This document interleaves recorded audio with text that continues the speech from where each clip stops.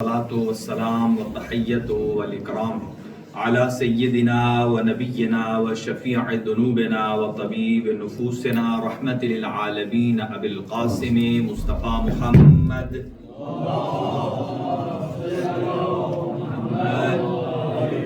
وعلى أهل بيته الطيبين الطاهرين المعصومين المنتخبين المنتجبين لا سيما على بقية الله الأعظم روحي وأرواح العالمين لتراب مقدمه الفداء عجل الله تعالى فرجه الشريف وسهل الله تعالى مخرجه الشريف ولعنة الله على أعدائهم أجمعين من يومنا هذا إلى قيام يوم الدين. أما بعد فقد قال الله الحكيم في كتابه المتين بسم الله الرحمن الرحيم فمن اضطر غير باغ ولا عاد فلا إثم عليه صدق الله العلي العظيم.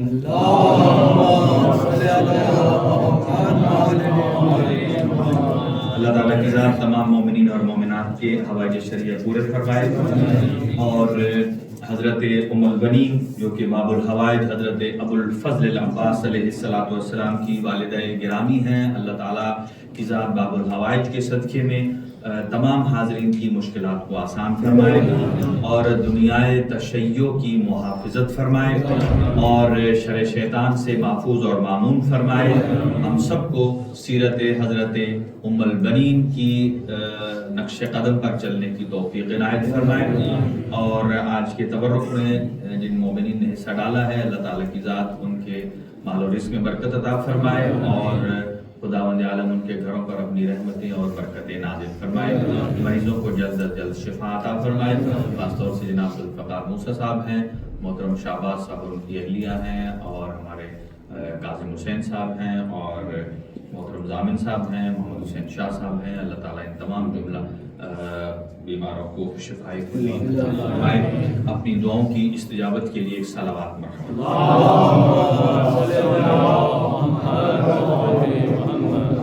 حاضرین گرامی قدر، آپ کی خدمت میں اگرچہ عنوان حضرت ام البنین کا ہے، حضرت فاطمہ کلابیہ کا ہے، لیکن گزشتہ سے پیوستہ جو معروضات آپ کی خدمت میں گوش گزار کر رہا ہوں اسی کو ہم اس سلسلے کے ساتھ جوڑتے ہیں کہ الفاظ تین ہیں. ایک کا نام ہے تکلیف، ایک ہے مکلف اور ایک ہے مکلف. تین الفاظ ہیں جو ہماری روزمرہ کی زندگی سے جڑے ہوئے ہیں. مکلف اسے کہا جاتا ہے جو تکلیف دینے والا ہے. مکلف زبر کے ساتھ اسے کہا جاتا ہے جس کو تکلیف یا ذمہ داری دی جائے، اور تکلیف بذات خود ذمہ داری کا نام ہے، نہ کہ وہ تکلیف کے جیسا کہ ہم کسی کو کہتے ہیں کہ تھوڑا سا تکلیف کریں، پانی کا گلاس مجھے دے دیں، یا وہاں سے اٹھ کر یہاں آ جائیں تکلیف کریں. یہ تکلیف نہیں ہے. اس تکلیف کا معنی ہے تکلیف شرعی، اس کا معنی ہے ذمہ داری، اور وہ ذمہ داری کہ جو ذمہ داری شرعی ہے جو اللہ سبحانہ و تعالی نے انسان پر عائد کی ہے. اسی پر ہماری گفتگو ہو رہی ہے اور اسی کو ہم کنیکٹ کریں گے سیرت حضرت ام البنین کی ذات کے ساتھ. اور یہ دیکھ لیجئے کہ یہ تینوں الفاظ ہیں. مکلف تکلیف دینے والا، اس کا مطلب یہ ہے اللہ سبحانہ و تعالی جو شارع مقدس اسلام ہے، جس نے ہمارے اوپر یہ ذمہ داریاں عائد کی ہیں کہ والد کے اوپر کیا ذمہ داری ہے، بیٹے کے اوپر کیا ذمہ داری ہے. یہ ذمہ داری کا نام تکلیف ہے. یعنی اللہ نے باپ کے اوپر کون سی تکلیف رکھی ہے کہ بیٹے کا نام رکھے، اس کو اچھی تعلیم دلوائے، واجبات اور محرمات کی تعلیم دلوائے، اور بیٹے کے اوپر کیا ذمہ داری ہے کہ والد کا کس طریقے سے ادب کرنا ہے، احترام کرنا ہے، ان کی رسپیکٹ کرنی ہے ان کی زندگی میں اور ان کے جانے کے بعد. یہ تکلیف ہے کہ جو اللہ سبحانہ و تعالیٰ نے دی ہے. اور ایک ہے مکلف جس کو تکلیف دی جا رہی ہے، جس کے اوپر یہ ذمہ داری ڈالی جا رہی ہے. تو اللہ سبحانہ و تعالی ہے مکلف تکلیف دینے والا، اور ہم اور آپ ہیں مکلف کہ جن کو یہ ذمہ داری، جن کے کاندھوں پر یہ ذمہ داری ڈالی گئی ہے. اور خود ذمہ داری کو کہا جاتا ہے تکلیف. اور یہ جو ذمہ داری ہے، یہ ذمہ داری پوری کرنے والے کے لیے 4 شرائط کا ہونا ضروری ہے، تب وہ ضرورت یا اس تکلیف کو پورا کیا جا سکتا ہے۔ ان میں سے پہلی شرط یہ ہے عقل، توجہ رکھیے گا، پہلی شرط یہ ہے عقل، اور دوسری شرط ہے قدرت، اور تیسری شرط ہے اختیار، اور چوتھی شرط ہے علم۔ یہ چاروں شرائط پوری ہوں گی تو مکلف کی تکلیف مکلف کے کندھوں پر واجب ہوگی۔ باتیں مشکل تو نہیں ہے نا، کیونکہ ہماری گفتگو یہ چل رہی ہے کہ ہم عام باتوں سے ہٹ کر اس طرف آئیں، اس نہج پر کہ جو نہج امیر المومنین ہے، اس نہج پر آئیں جو نہج فاطمہ الزہرا سلام اللہ علیہا ہے، ائمہ ہدی علیہم السلام۔ اور اسی پر ہم گفتگو کر رہے تھے۔ الگ الگ عناوین ہیں۔ پہلا، ذمہ داری پوری کرنے کے لیے پہلی شرط یہ ہے کہ انسان کو عاقل ہونا چاہیے۔ جو عاقل نہیں ہے نہ ہی اللہ اس کے اوپر ذمہ داری کا بوجھ ڈالتا ہے اور نہ وہ اہل ہے۔ دو باتیں، اس لیے کہ ایک آدمی جو ذہنی توازن اس کا ٹھیک نہیں ہے، اللہ تعالیٰ کہے تو نے دن میں 5 نمازیں بھی پڑھنی ہیں، روزے بھی رکھنے ہیں، یہ ذمہ داری بھی پوری کرنی ہے، یہاں تو کسی کا ذہنی توازن ٹھیک نہ ہو تو کوئی اسے رشتہ نہیں دیتا، کوئی کام پر نہیں رکھتا۔ کام پر رکھنے کا مطلب کیا ہے؟ ذمہ داری دینا کہ آپ نے یہ کام کرنا ہے۔ تو جس کی ذہنی توازن ٹھیک نہیں ہے، لوگ اسے کسی قسم کی ذمہ داری نہیں دیتے ہیں۔ جب ایک عام بندہ جو اس کا ذہنی توازن ٹھیک نہیں ہے، اس کو آدمی ذمہ داری دینے پر سوچتا نہیں ہے، راضی نہیں ہے، تو جو عقل کل ذات ہے وہ کیوں اس بندے کو ذمہ داری دے گی کہ جس کے اندر ذہنی قوت ہی نہیں ہے؟ تو اب پہلی بات یہ یاد رکھیے، توجہ سے جملات ملاتے جائیے کہ اللہ سبحانہ و تعالی نے کہ جو ذہنی، اب اس کی بھی کئی قسمیں ہیں، سنیے گا، ذہنی توازن کی بھی کئی قسمیں ہیں۔ ایک آدمی ہے جس کو موٹی بات سمجھ آتی ہے، ایک آدمی ہے جس کو اور باریک بات سمجھ آتی ہے، ایک اور آدمی ہے جس کو تھوڑا گھما پھرا کے بتائیں تو وہ کہتا ہے بھائی میری تو سر سے ہی گزر گئی ہے۔ تو یہاں کون سی کیپیسٹی مراد ہے ذمہ داری لینے کے لیے؟ اسی لیے اللہ نے حساب و کتاب کا لیول ایک نہیں رکھا۔ اللہ نے ہر ایک کا حساب و کتاب کس کے اعتبار سے رکھا ہے؟ عقل کے اعتبار سے رکھا ہے، اور جس کی جتنی عقل ہے اسی اعتبار سے۔ تو ذمہ داری کے عائد ہونے کی پہلی شرط کیا ہے؟ انسان عاقل ہونا چاہیے، اور دوسری شرط کیا ہے؟ انسان کو اس کام پر قدرت بھی ہو انجام دینے کی۔ ٹھیک ہے جی؟ مثلا میں ایک مثال دیتا ہوں کہ آج کل جیسے نیوز میں بھی ہے، ہم پہلے ہمارے لیے حکم ہے کہ ہم وضو کریں۔ ہر چیز کی ایک ہوتی ہے اصل اور ایک ہوتی ہے فرع۔ فرع کب آتی ہے؟ کہ جب اصل نہ واقع ہو رہی، آپ کو اس کا علم نہیں ہے کسی وجہ سے، جب وہ اٹھا لی جاتی ہے۔ جیسا کہ تیمم وضو کے نہ ہونے کی صورت میں اس کا نمبر آتا ہے۔ کیوں؟ جو آدمی وضو پر قدرت رکھتا ہے وہ اگر تیمم کرے گا بھی صحیح تو تیمم ٹھیک نہیں۔ توجہ، اس لیے کہ اللہ سبحانہ و تعالی نے اسے پانی کے ساتھ وضو کرنے کی قدرت دی ہے، اور اس قدرت کے رفع ہونے یا مانع ہونے میں کوئی رکاوٹ بھی نہیں ہے۔ ٹھیک ہے جی؟ اس ٹائم اس کو وضو ہی کرنا ہے۔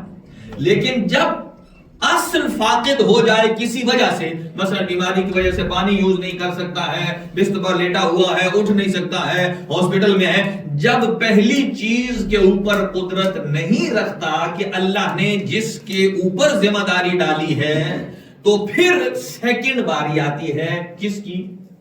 تیمم۔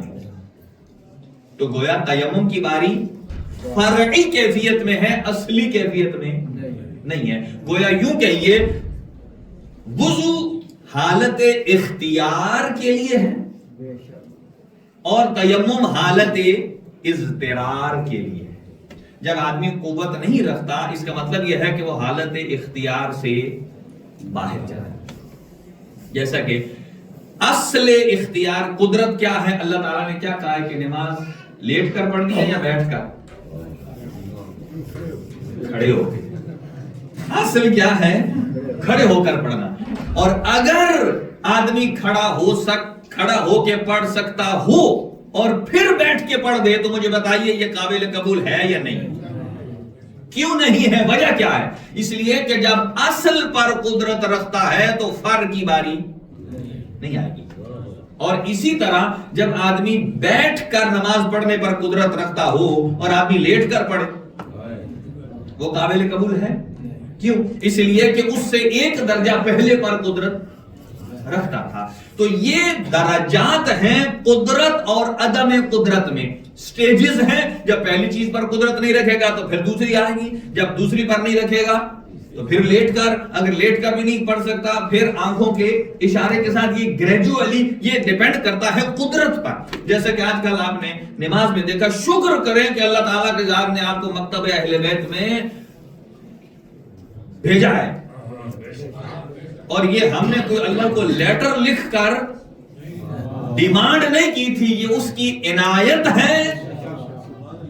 اس محبت اہل بیت کے نتیجے میں کہ جو ہمارے والدین، دادا، پردادا، ابا و اجداد کے دل میں تھی کہ اللہ سبحانہ و تعالی نے یہ کرم اور لطف کیا. اور اس سے بڑا لطف یہ ہے کہ وہ جو محبت اہل بیت والے گھرانے میں نہ ہو اور پھر مکتب اہل بیت میں داخل ہو جائے، اس کا سبب زیادہ ہے. اب جیسا کہ آپ نے دیکھا ہوگا، ایک آدمی ہے بس پہ جا رہا ہے، پبلک ٹرانسپورٹ کا ڈرائیور ہے، اس کی نماز قضا ہو رہی تھی، اس نے بس ادھر روڈ کے اوپر روک دی، بس سٹاپ پر کھڑے ہو کر نماز پڑھنے لگ پڑا. پیچھے لائن لگی ہوئی ہے. اتنے میں قانون نافذ کرنے والے ادارے آ جاتے ہیں، وہ دیکھتے ہیں کہ بس کیوں کھڑی ہے، آخر خراب ہے کیا پتا چلا کہ وہ آدمی باہر ایک جگہ کھڑے ہو کر سٹاپ پر نماز پڑھ رہا ہے. اب مجھے بتائیے، دیکھیں یہ ذمہ داری اللہ سبحانہ و تعالی نے دی ہے. وہاں ایک ہوتا ہے انفرادی کام اور ایک ہوتا ہے اجتماعی کام. وہاں اس سے بندہ یہ سوال کرے کہ بالکل قضا ہونے کے وقت ہی تم نے روک کے پڑھنی تھی، اتنا عرصہ کوئی 2 گھنٹے کی گاڑی تو بس تو نہیں تھی، اس سے پہلے فرصت تھی، تم نے نہیں پڑھی. اب اس سچویشن میں آ گئے ہو کہ موقع نہیں ہے تو ابھی یہاں روک کر اس کا نماز پڑھنا، مجھے بتائیے یہاں نماز کی عزت میں اضافہ ہوا ہے یا اوروں کے نزدیک اس عمل خوب جو بہترین عمل جو ہے اس کی پکچر کس انداز میں گئی؟ تو اس وقت اس کی ذمہ داری یہ تھی کہ وہ اس کو چھوڑ دے یا جیسا بھی ہے وہ اشارے کے ساتھ پڑھ لے تاکہ بعد میں پھر اس کا اعادہ کر سکے. لیکن کم از کم اس اجتماعی اور جو ایک رکاوٹ ڈالی گئی ہے اس رکاوٹ کو نہ ڈالا جائے. عقل سلیم یہ کہتی ہے. یہ تمام تر چیزیں اسی پر ڈیپینڈ. ہماری زندگی میں بیلنس نہیں ہے. میں سوری عرض کر رہا ہوں اس لیے کہ ہم کیا کرتے ہیں. اچھا آپ نے دیکھا ہے کہ لوگ پہلے، ابھی تو ہیوی وہیکل آ گئے ہیں، کھیت میں ہل چلانے کے لیے بڑے بڑے ٹریکٹر اور جن کے جو ہل بڑے گہرے ہوتے ہیں اور پاورفل مشینیں آ گئی ہیں. پہلے لوگ بیل کے ساتھ ہل چلاتے تھے. پتہ ہے نا کتنے بیل لگاتے تھے؟ 2. اور بیل بھی دونوں طاقت میں کیا ہونے چاہیے تھے؟ مثلا ایک آدمی ایک طرف لگا دے بیل، دوسری طرف لگا دے گدھا یا کوئی اور جانور کے جو اس جیسا نہ ہو. اب مجھے بتائیے اس ہل چلانے کی جو ٹیمپو ہے وہ صحیح ہوگا یا نہیں ہوگا؟ اس لیے کہ یہاں طاقت کا توازن نہیں ہے. یہ جو دین مبین اسلام ہے یہ کوئی موسمی دین نہیں ہے. اس کو ہم نے اپنی پوری زندگی میں ایسے توازن میں رکھنا ہے کہ ادھر دین ہے ادھر دنیا ہے، دونوں برابر چلے. جیسے جیسے جس کا زور بڑھے گا آدمی ادھر چلتا چلا جائے گا اور زندگی لڑکھڑا جائے گی. ایسا ہی ہے بالکل یہی. اب ہمارے یہاں بعض اوقات توازن کیوں نہیں ہے؟ کبھی ہم ایسا کرتے ہیں کھانا کھانے میں بھی، کبھی 5-10 دن بہت اچھا کھا لیتے ہیں، کبھی اچھا نہیں، ٹھیک ہے نا. کبھی بہت زیادہ دل کیا تو عبادت کر لی، کبھی بالکل ہی دور ہو گئے. کبھی محرم اور رمضان آ گیا تو بہت ساری عبادت کر کے اپنا دین جمع کر لیا، اور باقی دنوں میں یہ عدم توازن ہے. یعنی یہاں دونوں پیرالل نہیں چل رہے ہیں. جب تک دین پیرالل نہیں چلے گا ہماری ذمہ داری مکمل طور پر ادا نہیں ہوگی، کھانے میں، پینے میں، تمام چیزوں میں. اچھا کتنی چیزیں عرض کی ہیں؟ تکلیف کے لیے پہلا کیا ہونا چاہیے؟ عقل سلیم ہونی چاہیے، اور دوسری قدرت ہونی چاہیے، اور تیسرا حالت اختیار ہونا چاہیے، حالت اضطرار نہ ہو، اور چوتھی چیز ہے علم ہونا چاہیے. اگر کسی چیز کا علم نہیں، یہاں ایک اجتہاد کی گفتگو ہے کہ علم 3 چیزوں کے مقابل میں آتا ہے. ہر صرف علم کی اکیلی آپ ڈیفینیشن نہیں کر سکتے. کبھی علم آتا ہے جہالت کے مقابل میں، ایک آدمی جاہل ہے، اس کے مقابل میں علم کی کیا ڈیفینیشن ہے، یہ اور ڈیفینیشن بنے گی. ایک دفعہ علم کی تعریف آتی ہے نسیان کے مقابل میں. نسیان ہوتا ہے بھول جانا، اگر اس کے مقابل میں ہے تو اس کی ڈیفینیشن اور ہوگی. ایک دفعہ علم آتا ہے غفلت کے مقابل میں. غفلت کے مقابل میں ایک آدمی چیز غافل ہو جاتا ہے، اس علم کی ڈیفینیشن اور ہوگی. ہر ایک کی الگ الگ ہے. تو اب ہماری جو گفتگو ہو رہی تھی وہ ہے اضطرار پر. اب دیکھیے، اب یہاں بھی 3 چیزیں عرض کرتا ہوں. کچھ لوگ، چونکہ ہم نے اس گفتگو کو جوڑا تھا حضرت فاطمہ الزہرا سلام اللہ علیہا، وہ افراد کے جنہوں نے مولا علی علیہ السلام کی بیعت نہیں کی، جنہوں نے مولا علی کی بیعت نہیں کی، اور جناب فاطمہ سلام اللہ علیہا نے اس راستے پر جو نظام مصطفیٰ تھا لوگوں کو آگاہ کیا، اور اس کے باوجود وہ دوسری طرف گئے. تو یہاں بیان ہو رہا تھا اضطرار، اور اس پر آیت دلالت کے طور پر پیش کی تھی کہ فَمَنِ اضْطُرَّ غَيْرَ بَاغٍ وَلَا عَادٍ فَلَا إِثْمَ عَلَيْهِ. یہ جو مجبوری اور اضطرار کی اللہ نے چھوٹ دی ہے کہ جو آدمی مجبوری کے عالم میں کام کرتا ہے اس کے اوپر کوئی گناہ نہیں ہے. لیکن شرط یہ ہے کہ غیر باغ ولا عاد، اسے نہ تو باغی ہونا چاہیے اور نہ ہی تجاوز کرنے والا ہونا چاہیے. قرآن مجید کی آیت ہے کہ باغی کسے کہتے ہیں؟ کہ جو بغاوت کرے، جو اس راستے سے بالکل ہٹ جائے کہ جو راستہ اللہ نے، رسول نے، مصطفیٰ نے، اہل بیت اطہار نے بتایا ہے، اس سے جو ہٹ گیا اس نے بغاوت کر دی. اللہ کے مقابل میں آ گیا، بغاوت ہو گئی. رسول کے مقابل میں آ گیا، بغاوت ہو گئی. اہل بیت اطہار کے نظام کے مقابل میں آ گیا، بغاوت ہو گئی. ایک ہے تجاوز کرنا. تجاوز کیا ہے؟ کہ اللہ نے ایک حد مقرر کی ہے، آپ نے اس حد تک ہی رہنا ہے، اس سے آگے نہیں بڑھنا ہے. ہاں جو آدمی اضطرار میں جو ہے وہ بغاوت کے درجے تک نہیں پہنچتا وہاں بھی قابل عفو ہے، اور جہاں تجاوز کے درجے تک نہیں پہنچتا وہاں بھی قابل معافی ہے. اب سنیے، 3 چیزیں ایسی ہیں کہ وہاں مضطر اور مجبور شخص بھی سزائے الہی سے بچ نہیں سکتا. 3 شخص ایسے ہیں کہ جو، پہلی چیز کہ جہاں کسی نفس محترمہ کہ قاف تے اور لام، سمجھ رہے ہیں؟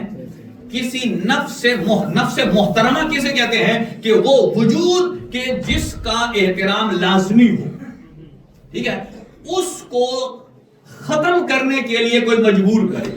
مثلا کوئی کسی شخص کو کہے یہ اتنے پیسے لے لو اور امام وقت کی جان کو لے لو، تو وہ کہے کہ نہیں، اب چونکہ فلاں آدمی نے مجھے مجبور کیا ہے تو میں نے یہ کام کیا ہے تو یہ اس کی معافی ہوگی عند اللہ. چونکہ اس نے نفس محترمہ کو تمام کرنے کے لیے بھلے مجبوری کی بنا پر آیا ہو تو اس مجبوری میں اللہ کے ہاں کوئی معافی نہیں ہے. یہ اضطرار بھلے اضطرار کیوں نہ ہو لیکن یہ قابل معافی نہیں ہے. ایک بات. اور دوسری چیز، جس چیز سے اضطرار نہیں ہے اور قابل عفو نہیں ہے وہ چیز کیا ہے؟ ایک صلوات پڑھ لیں مل کر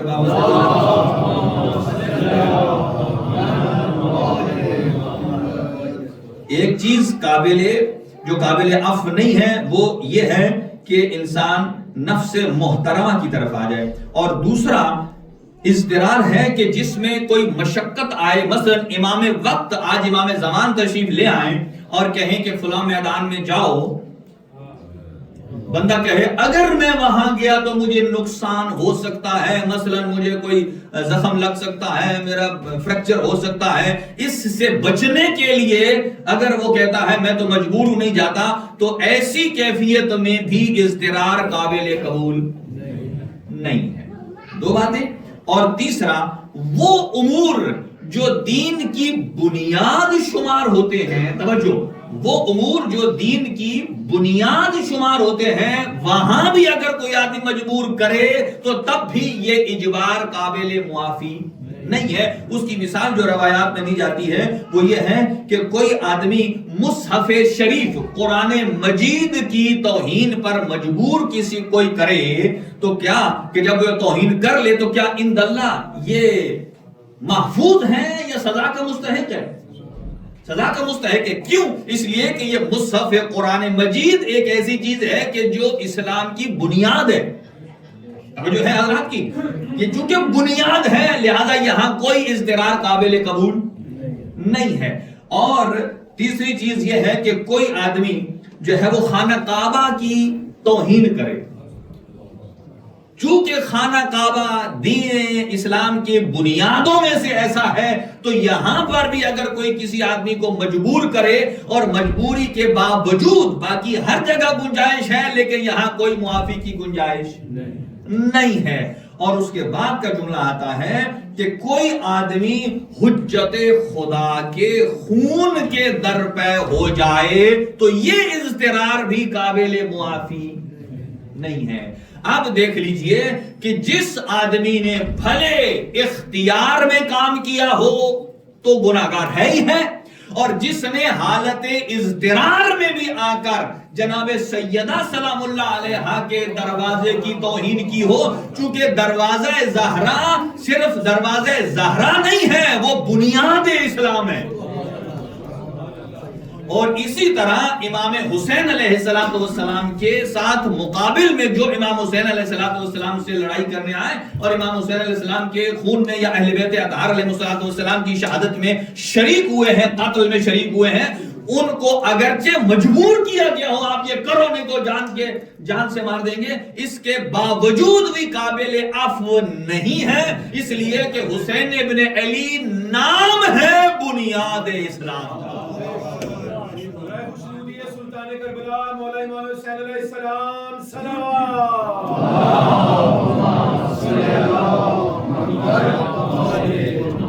اب ایک اور حدیث سن لیجیے اور پھر میں فوراً اس کو کنیکٹ کروں حضرت ام البنین کی خدمت میں۔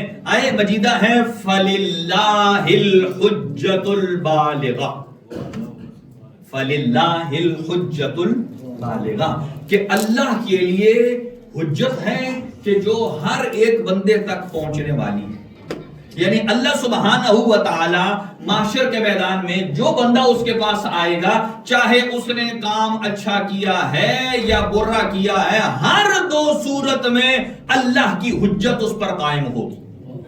یعنی اللہ کی حجت قائم کیسے ہوگی؟ یعنی اللہ کی دلیل محکم ہوگی، مضبوط ہوگی، اور اس کے پاس عذر کی کوئی گنجائش نہیں ہوگی۔ جیسے چھٹے امام ارشاد فرماتے ہیں کہ اللہ سبحانہ و تعالی جب وہ کہے گا کہ اذا کان یوم القیامت، اے میرا بندہ، اگر بندے نے گناہ کیا ہوگا، اللہ سبحانہ و تعالی پوچھے گا عبدی اکنت عالما، اے میرا بندہ کیا تو اس معاملے میں عالم تھا؟ عالم تھا، مثلا جانتا تھا نماز کے بارے میں، روزے کے بارے میں، یا جتنے ہمارے اور ہیں کربلا میں جانے والے سے پوچھے گا کہ تو جو کربلا میں امام حسین کے مقابل میں آیا تھا، کیا تجھے علم تھا کہ حق حسین کے ساتھ ہے؟ جو اللہ سبحانہ و تعالیٰ پوچھے گا اکنت عالما، کیا تو عالم تھا؟ فَإِن، اچھا پھنسے گا دونوں صورتوں میں، توجہ، امام حسین امام جعفر صادق فرماتے ہیں وہ ان قال نعم، اگر کہے جی ہاں مجھے علم تھا کہ حق حسین ابن علی کے ساتھ ہے، وہ بنیاد دین ہے، اور عمر ابن سعد نے مجھے پیسے دیے ہیں، یزید نے مجھے پیسے دے کر مجبور کیا ہے، یا میں اختیار سے آیا ہوں، جو بھی ہے، تو اللہ فرمائے گا افلا عملت بما علمت، جس کا تجھے علم تھا تو اس پر تو نے عمل کیوں نہیں کیا؟ جس کا تمہیں علم تھا اس پر عمل کیوں نہیں کیا؟ اب اگلی بات سنیے، اگر وہ کہے گے وَإِن قَالَ كُنْتُ جَاهِلًا، اے اللہ اگر یہ کہے، اللہ فرمائے گا کیا تجھے علم تھا؟ اگر کہے نہیں میں جاہل تھا، اب اللہ فرمائے گا افلا تعلمت حتى تعمل، تو نے کتنی کوشش کی ہے علم حاصل کرنے کے لیے کہ اس پر عمل کرے؟ اللہ پوچھے گا کتنی کوشش کی ہے؟ کوشش کتنی بھی ہو، انسان اگر عدم سے ٹریول کرے کوشش میں تو جتنا آگے نکلے گا وہ اتنا ہی قابل عفو ہوگا، لیکن جو کچھ نکلے ہی نہیں اپنے سرے سے تو کیسے ہوگا؟ اب آپ نے دیکھا کہ یہی وجہ ہے کہ حر بن یزید ریاحی کا بھی آپ نے دیکھا کہ اللہ یہ دلیل تو دے سکتا ہے نا کہ جب تمہارے لشکر میں ایک بندہ سوچنے پر آ جائے تو اتنی ہی دیر لگتی ہے کہ العطش کی صدا اسے لشکر یزید سے نکال کر لشکر حسین میں لے جاتی ہے۔ دیکھیں نا، علم تو یہی ہے کہ جیسے انسان کے اندر وہ کیفیت طاری ہو جاتی ہے تو وہ مجبور کرتی ہے علم کے انسان اس پر عمل کرے۔ توجہ رکھیے گا، اب آ جائیے، یہاں اور بھی قواعد ہیں کہ جن کو میں چھوڑ رہا ہوں۔ اب حضرت ام البنین سلام اللہ علیہا کہ آپ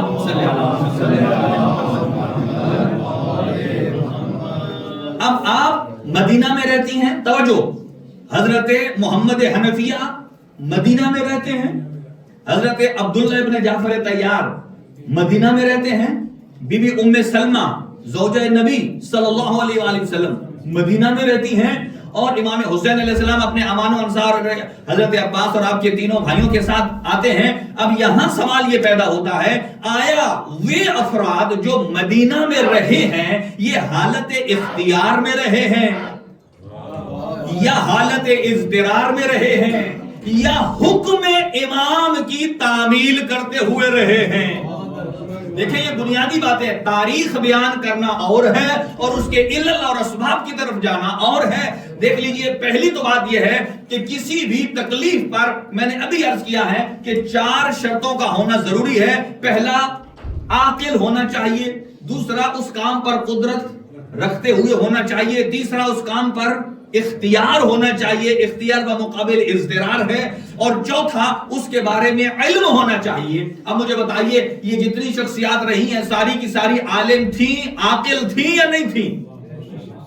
بالکل عاقل تھیں۔ اگلی بات یہ ہے کہ آیا یہ عالم تھیں کہ حق حسین کے ساتھ ہے یا نہیں؟ بالکل عالم بھی تھی۔ اب بات باقی رہ جاتی ہے کتنی؟ ایک تو قدرت اور ایک ہے اختیار، کہ آیا قدرت رکھتے تھے یا نہیں؟ چونکہ یہ میدان میں جانے کی قدرت نہیں رکھتے تھے، نہ ابو الفضل عباس کی والدہ، نہ حضرت ام سلمہ، اور نہ ہی حضرت عبداللہ ابن جعفر طیار، اور نہ ہی حضرت محمد حنفیہ۔ اچھا، اگر قدرت رکھتے بھی ہوں تو میں نے بتایا ہے کہ پہلی چیز ہے حکم اولی، دوسرا ہے حکم ثانوی۔ پہلے پہل سب کی ذمہ داری بنتی ہے، لیکن جب امام معصوم تقسیم کر دیں کہ آپ نے جانا ہے اور آپ نے رہنا ہے، تو پھر یہاں اپنا اختیار خاموش ہو جاتا ہے۔ اطاعت امام دلالت کرتی ہے کہ جو حسین ابن علی فرما رہے ہیں یہی شریعت ہے، یہی حکم خدا ہے اور یہی حکم رسول ہے۔ اگلی بات یہ ہے، اب حضرت ام البنین نے کربلا میں کیا حق ادا کیا؟ حضرت ام البنین نے اپنی کمپلیٹ ذمہ داری کو ادا کیا۔ جو تکلیف شرعی تھی جو تکلیف الہی اور اپنے اوپر جو ذمہ داری بنتی تھی، وہ ذمہ داری کیا تھی کہ اپنے چاروں کے چاروں بیٹوں کو یہ کہہ کر روانہ کیا کہ میری ذمہ داری یہ ہے کہ حسین ہیں رسول کے بیٹے، تم ہو علی کے بیٹے، اور میں ہوں کنیز علی. اور بار بار اسی ڈیفرنس سے پوچھتی تھی. توجہ رکھیے گا، یہ ذمہ داری ہے حضرت ام البنین کی کہ بار بار اپنے بچوں کو یہ یاد دلاتی تھی کہ جب فرزند رسول آپ کے مثلا ساتھ ساتھ چل رہے ہوں تو آپ کو فرزندان رسول سے ایک قدم پیچھے چلنا ہے. یہ ادب ہے، یہ حضرت ام البنین تربیت دے رہی ہے کہ آپ نے ایک قدم پیچھے چلنا ہے. اور دوسرا، ایک مرتبہ بلایا حضرت ابوالفضل عباس کو، جو بڑے بیٹے تھے، اور کہا تعال یا عباس، آئے اور کہا اتحب الحسین، کیا تو امام حسین سے محبت کرتا ہے؟ امام حضرت عباس نے فرمایا نعم یا اماں، ہے میری ماں، جی ہاں، ہوا اخی و امامی، وہ میرے امام بھی ہیں، میرے مولا ہیں، میرے بھائی بھی ہیں. جب بھائی تک لفظ آیا تو اب روایت یہ کہتی ہے ام البنین نے اپنے بیٹے ابوالفضل عباس سے کہا لا تقل ہاکذا، لا تقل، نہ کہیے ایسے. کہا کیوں؟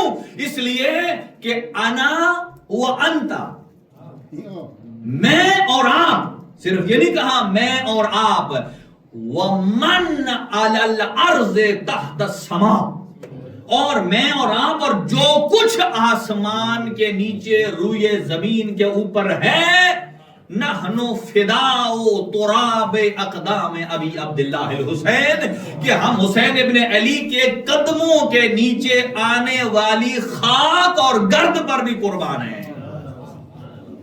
یہ تربیت ہے. اور کیا ذمہ داری ادا کی، توجہ سے، یہ ہے اگر کوئی زمانے کے امام کی نصرت کرنا چاہتا ہے تو اس میں سیرت اور اسوہ حضرت ام البنین کی ذات ہے. اپنے بیٹوں سے یہ عہد لے کر بھیجا، اے میرے بچوں جاؤ زمانے کے امام کے ساتھ، اور یہ بات یاد رکھنا کہ تمہارے وجود کے ہوتے ہوئے زمانے کے امام پر کوئی آنچ نہیں آنی چاہیے. زمانے کے امام پر کوئی آنچ، یہ کیا چیز ہے؟ یہ وہ ذمہ داری ہے، یہ وہ تکلیف ہے کہ جو اللہ سبحانہ و تعالیٰ کی طرف سے، اور کتنے اچھے انداز میں اس کو ادا کیا. میں کہوں گا کہ بی بی، یہاں اور بھی بہت سارے جملات ہیں میرے پاس، لیکن 2 جملے سن لیجئے کہ حضرت ام البنین کی مولا علی علیہ السلام سے شادی ہوتی ہے. 3 روایات ہیں، 23 ہجری، 24 یا 25، 23 یا 24 کی روایات زیادہ ہیں. حضور سرور کائنات کی شہادت کب ہوتی ہے؟ 11 ہجری. اور اسی سال حضرت سیدہ فاطمہ الزہرا سلام اللہ علیہا کی شہادت ہوتی ہے. اسی سال شادی ہوتی ہے، اور پھر خلفاء کا دور شروع ہو جاتا ہے. اور ابھی 125 صرف 25 ہجری میں یا 24 ہجری کر لیں، کتنا عرصہ ہوگا جناب زہرا کی شہادت کے بعد؟ 15 سال. دیکھیے حضرت ام البنین کی عمر میں اور زینب کبریٰ سلام اللہ علیہا کی عمر میں اتنا زیادہ فرق نہیں ہے. حضرت زینب کبریٰ عمر میں زیادہ بزرگ ہے، لیکن حضرت ام البنین بی بی زینب کبریٰ کے لیے درجہ رکھتی ہیں ماں کا. کیا رکھتی ہیں؟ ماں کا. لیکن بی بی ام البنین جب آئیں مولا علی علیہ السلام کے گھر تو بی بی کا نام بھی فاطمہ تھا. بی بی کو کیوں ام البنین کہتے ہیں؟ ایک دن افسردہ ہے. مولا علی نے پوچھا کہ اے فاطمہ آپ کیوں پریشان ہیں؟ توجہ، کہا میرا نام بھی فاطمہ ہے. یعنی بی بی زہرا کی شہادت کو 15 سال گزر گئے. معرفت جناب ام البنین دیکھیے، 15 سال گزرنے کے بعد اب شہزادوں کی عمر کتنی ہوئی ہوگی؟ اندازہ لگائی.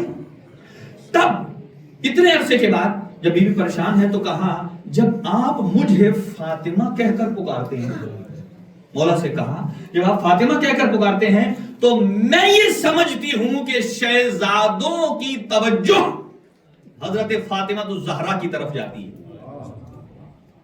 اور میں نہیں چاہتی کہ لفظ اور نام بلانے میں بھی میرا نام جائے گزین فاطمہ زہرا پر ہو، اگرچہ لفظ ایک ہے۔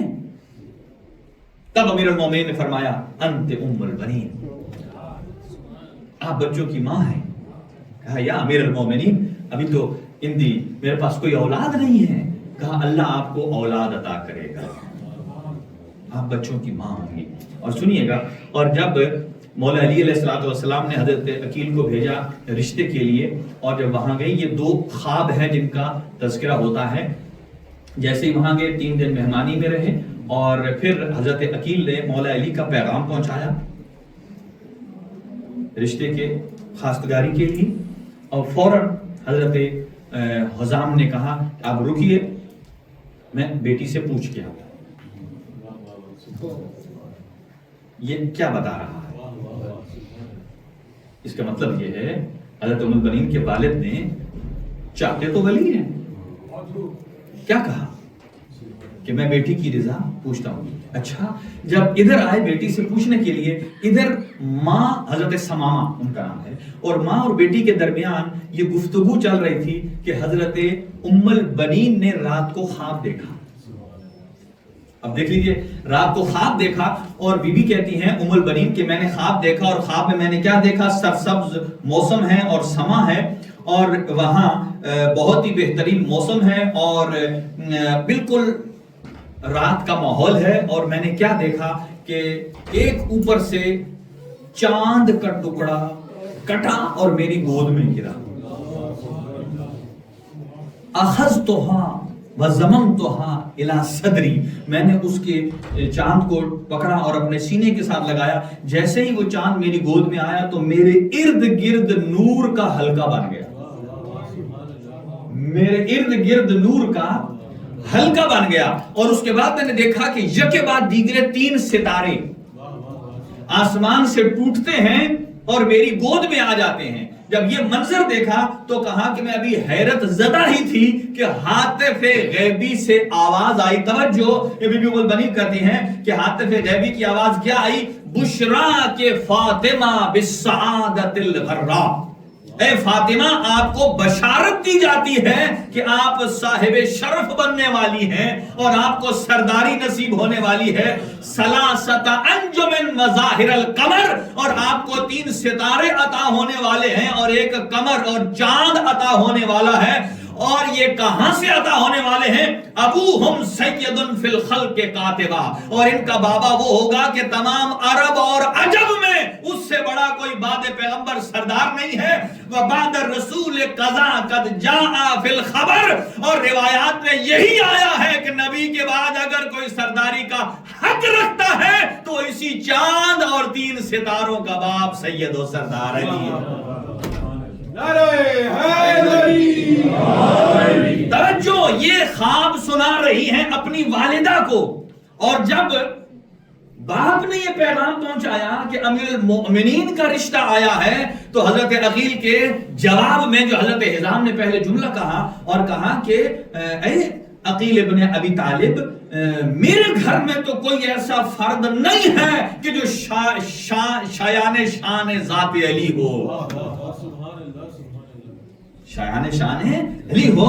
کہا آپ کی بیٹی کے لیے ہم طلبگار ہیں، تو کہا یہ تو کہاں علی اور کہاں علی کا کفر،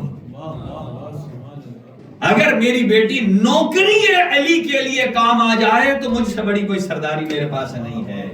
اب جملے سنیے گا، ابھی یہ باپ نے بیٹی تک پیغام کیسے پہنچایا، اور یہ بھی ہمارے لیے سیرت ہے۔ کیسے کہ جب بھی کسی بچی کے لیے کوئی رشتہ آتا ہے تو یہ بات یاد رکھ لیجئے کہ بعض اوقات کئی افراد یہ کہتے ہیں کوئی رشتہ آئے، چلو ٹھیک ہے آ جائے، ٹرائی کرنے میں کیا حرج ہے، چیک کر لیتے ہیں۔ آپ کو نہیں پتا ایک خاتون کی حساسیت کیا ہوتی ہے۔ جب ایک بچی کو پتہ چل جائے اس کے لیے کوئی خواستگار آیا ہے اور بات ہونا شروع ہو جائے اور کسی وجہ سے وہ کینسل ہو، تو آپ کو نہیں معلوم اس سے اس بچی کے دل پر کیا گزرتی ہے۔ اور جب بچی کو بتایا جائے کہ آپ کا رشتہ آیا ہے تو چاہیے والدین کو کہ وہ اچھے پیرائے میں بتائیں یہ نہ بتائیں پہلے کہ نہیں وہ تو شکل سے ایسا ہے، کام اس کا ایسا ہے. جب خود نقائص گنوا دیں گے تو بچی کے ذہن میں کیا جائے گا؟ دیکھیے سیرت ہمارے لیے کیا کہتی ہے، جب نقائص گنوا دیں گے، خرابیاں پہلی بتا دیں گے، وہ تو ایسا ہے، وہ وہاں رہتا ہے، ہم وہاں کیسے جائیں گے، وہ یہاں کیسے آئیں گے، ہم کیسے ایڈجسٹ ہوں گے. جب 7500 آپ نے اپنے ذہن کی بیماریاں اس کو بتا دی ہیں، گویا اس کا ذہن پریپیئر ہو رہا ہے کہ میرے والدین ہی مطمئن نہیں ہیں، اب اگر وہ ہاں کرے تو بھی نقصان میں ہے، کیونکہ دل آپ نے دکھا دیا، اور اگر نہ کرتی ہے تو بھی نقصان میں کہ والدین ناراض ہو جاتے ہیں. لیکن سوچ سمجھ کے جلد بازی سے فیصلہ نہیں کرنا. یہ سیرت ہے کہ جب پیغام رشتہ جاتا ہے تو کیسے باپ اپنی بیٹی کو پیغام دیتا ہے. کیسے باپ نے اپنی بیٹی کو پیغام دیا، کہاں آپ کا رشتہ آیا ہے، یہ نہیں بتایا کہ علی کا آیا ہے، نام بعد میں لیا. توجہ، کیا فرماتے ہیں کہ آپ کا رشتہ اور آپ کی خواستگاری کے لیے وہ آیا ہے امام المشارق والمغارب، جو مشارق اور مغارب کا امام ہے، کہ جب کسی بچی کو والد یہ بتائے گا کہ تیرا ہونے والا شوہر یا آپ کی خواستگاری کرنے والا وہ کوئی تھوڑی حیثیت کا آدمی نہیں ہے، وہ مشرقوں کا بھی امام اور رہبر اور لیڈر ہے، مغربوں کا بھی امام اور رہبر اور لیڈر ہے. مجھے بتائیے جواب کیا آنا چاہیے؟ جو آپ سوچ رہے ہیں وہی آنا چاہیے. اور دوسرا پھر جملہ فرمایا کہ امام المشارق والمغارب وفلال الکتائب، اور آپ کا رشتہ اس کی طرف سے آیا ہے. آپ نے دیکھا کہ مثلا کبھی بہت سارے پرندے یا مرغیاں اکٹھی ہوں، آپ کوئی چیز اگر پھینکیں تو وہ کھڑی رہیں گی، تتر بتر ہو جائیں گے. یہ جو آپ دیکھیں اگر نوار پر دیکھیں بہت سارے کبوتر بیٹھے ہوتے ہیں، کوئی چیز آپ ایسے ہی پھینک دیں اڑ جائیں گے. تو فلال کسے کہتے ہیں؟ فلال الکذائب.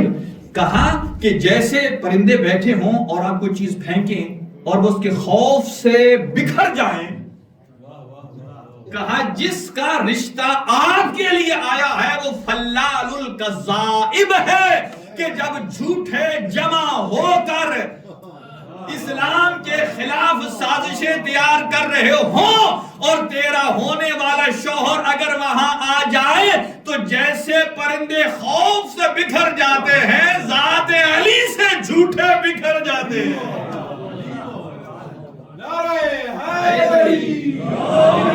اگلا جملہ سنیے گا، یہ تعارف کون کرا رہا ہے؟ میں یہ مولا علی کے صرف فضائل نہیں پڑھ رہا، آپ انداز تو دیکھیں ایک باپ کیسے اپنی بیٹی کو بتا رہا. دیکھیں کیا یہ انداز ہونا چاہیے یا نہیں ہونا چاہیے؟ لہذا کئی لوگ صرف استخاروں کے پیچھے مرے پھرتے ہیں اپنی بیٹی کے لیے. جب بھی کوئی رشتہ آتا ہے یہ استخارہ یہ استخارہ، جبکہ علماء کرام یہ فرماتے ہیں کہ آپ پہلے استشارہ کریں، استخارے سے پہلے استشارہ کریں. آپ خود بھانپیں جانچیں قبل اس کے کہ آپ مطمئن ہوں اور اپنی بیٹی کو پہلے ہی پیغام دے دیں.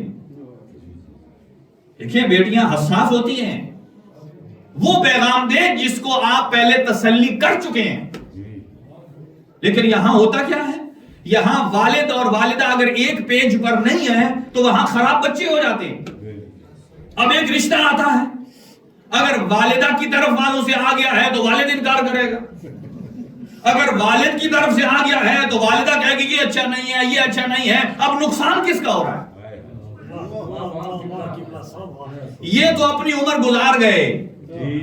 اب اگر شادی ہوتی بھی ہے تو اس کی خرابی کی بنیاد خود والدین بنے ہیں، خود والدین بنے ہیں.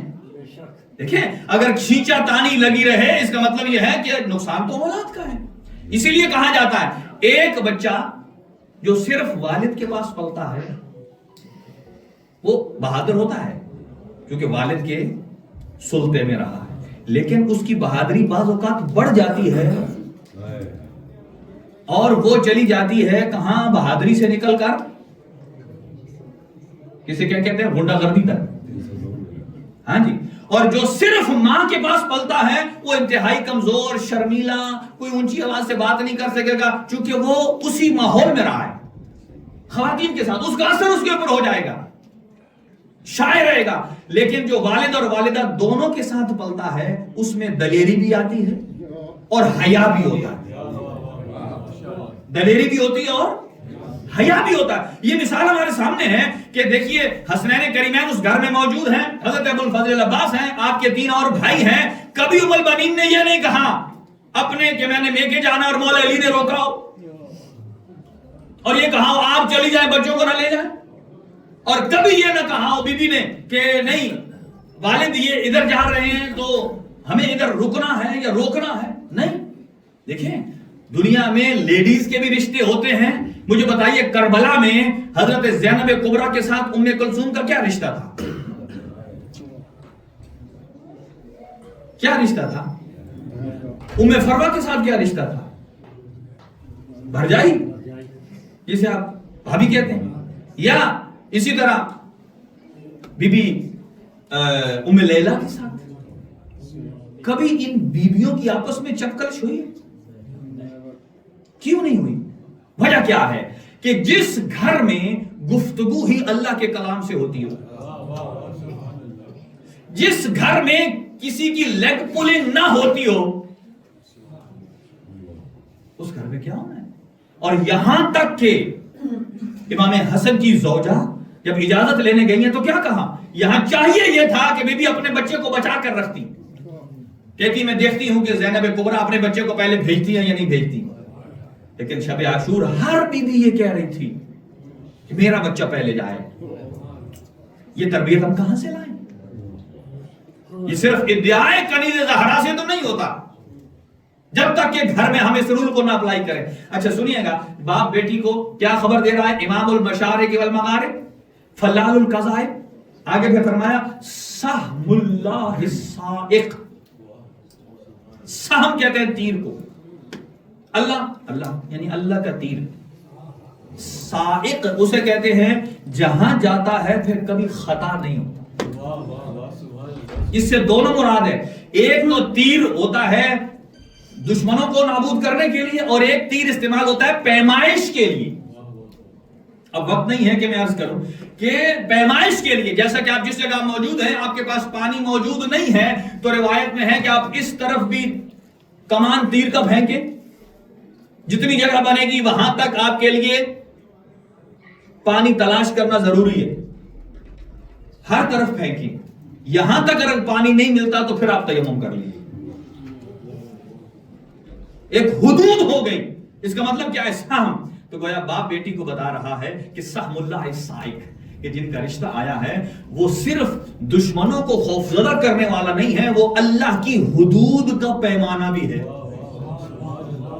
مظہر العجائب علی ابن ابی طالب, وہ مظہر العجائب ہیں, علی ابن ابی طالب ہیں. اور جب بی بی گھر آئی ہیں, بس اب وقت تیزی سے نکل گیا ہے, بعد میں ابھی سیرت کے اور بہت سارے پہلو ہیں کہ جن کو بیان کرنے کی ضرورت ہے کہ حضرت ام البنین نے کس انداز سے کتنے معصوموں کے ساتھ وقت گزارا ہے. مولا علی کے ساتھ رہی ہیں, امام حسن کے ساتھ, امام حسین کے ساتھ, امام زین العابدین علیہ السلام کے ساتھ. 64 ہجری میں آپ کی شہادت ہوتی ہے. مولا علی علیہ السلام کے ساتھ کہ شہادت کے 20 سال بعد تک آپ زندہ رہیں, لیکن آپ کے لیے رشتہ بھیجا گیا. لیکن آپ نے فرمایا کہ جب میں امیر المؤمنین کی کے ساتھ زندگی گزار چکی ہوں, اس کے بعد کوئی ایسا شخص سزاوار نہیں ہے. اب سنیے گا, ام البنین بی بی نے اپنے بچوں کو کربلا جانے سے پہلے بلایا اور ایک عہد لیا. کہا عباس جاؤ, لیکن میرے آقا پر کوئی آنچ نہ آنے پائے. اور روایت میں یہ الفاظ ہیں, اگر میرے حسین پر کوئی آنچ آ گئی اور تمہاری کوتاہی کی وجہ سے آ گئی تو ام البنین اپنا دودھ معاف نہیں کرے گی. دودھ معاف نہیں کرے گی. اب سنیے گا کہ جیسے ہی 2 جملے مصیبت کے, چونکہ وقت تیزی سے نکل چکا ہے, کہ جب ابو الفضل عباس کی آنکھ میں تیر لگا اور یحییٰ یثربی ہیں, وہ گھر میں مولا میں نماز پڑھاتے تھے اور مسجد کے مجلس کے نماز کے بعد وہاں مجلس ہوتی تھی, اور ایک مرتبہ ایک وائس نے پڑھا कि अबुल फजल अब्बास की आंख में तीर लगा। तो उन्होंने कहा ए वाइस आइंदा ये ना पढ़ दो, इसलिए तुझा अब्बास। देखिए उनका अपने एतबार से कि कहा अब्बास और आंख में दुश्मन का तीर। जैसे ही रात सोते हैं ख्वाब में अबुल फजल अब्बास की ज़ियारत होती है। कहा ए याह्या यसरबी, तूने वाइज को मेरी इस मुसीबत को पढ़ने से क्यों रोका? कहा आका मैं कैसे तस्लीम कर लूं कि आपकी आंख में तीर लगा है।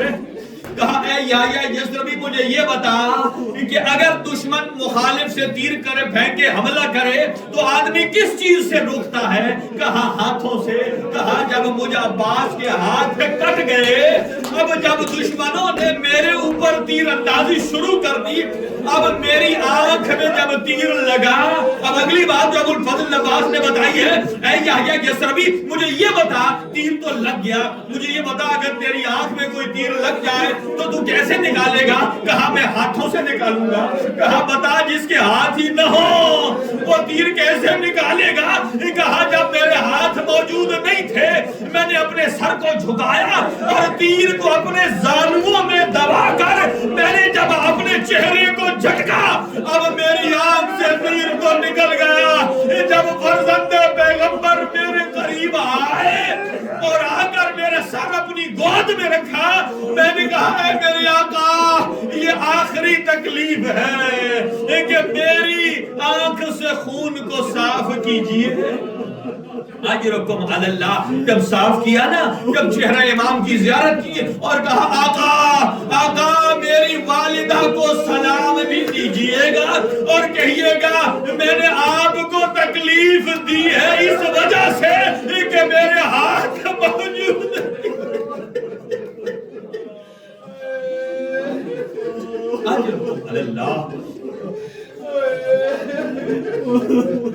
अज़ादारा ने मज़लूम करबला। सुनिएगा ये बीबी ज़ैनब कुबरा सलामुल्लाह अलैहा राविया हैं कि जब ये लुटा हुआ काफिला जब दोबारा मदीना पहुंचा, बीबी उम्मुल बनीन मदीने में है, उबैदुल्लाह हजरत अबुल फजल अब्बास के बेटे जिनसे नस्ल आगे चली है वो वहां मौजूद हैं। और याह्या यसरबी को इमाम चहारों ने कहा जाओ मदीने में आवाज लगाओ कि आ गया लुटा हुआ काफिला। या अहले यस्रब ला मुकाम लकुम, है अहले यस्रब तुम्हारे लिए रहने का कोई मकाम नहीं है। मस्जिद नबवी में जब ये ऐलान हुआ, हजरत उम्मुल बनीन अपने पोते को साथ लेती हुई आई, सर पे मकना है, चादर है और पूछती हैं आकर बशीर से, बशीर ये किस हुसैन की बात कर रहा है? किस हुसैन की बात कर रहा है? कहा आप किस हुसैन का पूछ रही हैं? कहा कि ये कौन सा हुसैन है? कहा हुसैन इब्नो फातिमा ज़हरा, ये ज़हरा का लाल हुसैन है। तो फिर एक मर्तबा कहा है बशीर मुझे बता कि फिर मेरा अब्बास कहाँ गया? अब बशीर कहता है बीबी के चारों बच्चे दुनिया से चले गए थे, शहीद हो गए। मैंने कहा कि एक मर्तबा नहीं बताता हूँ, मैंने आहिस्ता आहिस्ता बताया कि आपके बेटे के बाजू कलम हो गए थे, आपका बेटा अब्दुल्ला मारा गया, आपका बेटा जाफर मारा गया। जब बेटों की बातें कर रही थी ना, और इतने में कहा कि ए बशीर कद क़तअत नयात क़ल्बी, तूने मेरे दिल की रगों को काट दिया है। मैं अपने बेटों के बारे में नहीं पूछ रही, अखबिरनी अन इब्न ज़हरा, मुझे ज़हरा के लाल हुसैन के बारे में बता। जब कहा कद क़ुतिला कि वो शहीद हो गए, कहा मुझे यकीन नहीं है। कहा फिर मेरा अब्बास किधर गया? कहा अब्बास के सर में गुर्द लगा। कहा मुझे यकीन नहीं है। कहा अब्बास के हाथ मौजूद नहीं थे। और बीबी ने जो मरसिया पढ़ा है आज भी कफे अब्बास पर करबला में मौजूद है। बीबी उम्मुल बनीन ने कहा लौ काना सैफुका फी यदिक, अब्बास काश तेरे हाथ में तलवार होती।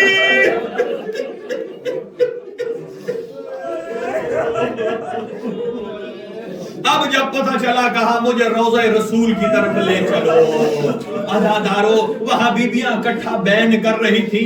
अब कैफियत क्या है, इधर बीबी ज़ैनब कुबरा है और आ रही है वहां कि जहां बीबी उम्मुल बनीन का घर है। बीबी उम्मुल बनीन की कनीज कहती है कि इससे पहले बीबी उम्मुल बनीन हर रोज अपने घर में मुझसे झाड़ू दिलवाया करती थी, लेकिन आज कहा आज मेरे आका के अज़ादार आ रहे हैं, मैं खुद अपने घर का झाड़ू दूंगी। अजरकुम अल्लाह। और बीबी ज़ैनब कुबरा ने पैगाम भेजा कि मेरी अम्मा उम्मुल बनीन तक पैगाम पहुंचा दिया जाए कि वो हमें मिलने न आए, इसलिए कि जिसके 4 बेटे मर गए हैं, मैं ज़ैनब पुरसा देने जाऊंगी। अब इधर से अली की बेटी मुसाफिर शाम चली है और उधर से अब्बास की माँ उम्मुल बनीन चली है। एक मंजिल आई है कि माँ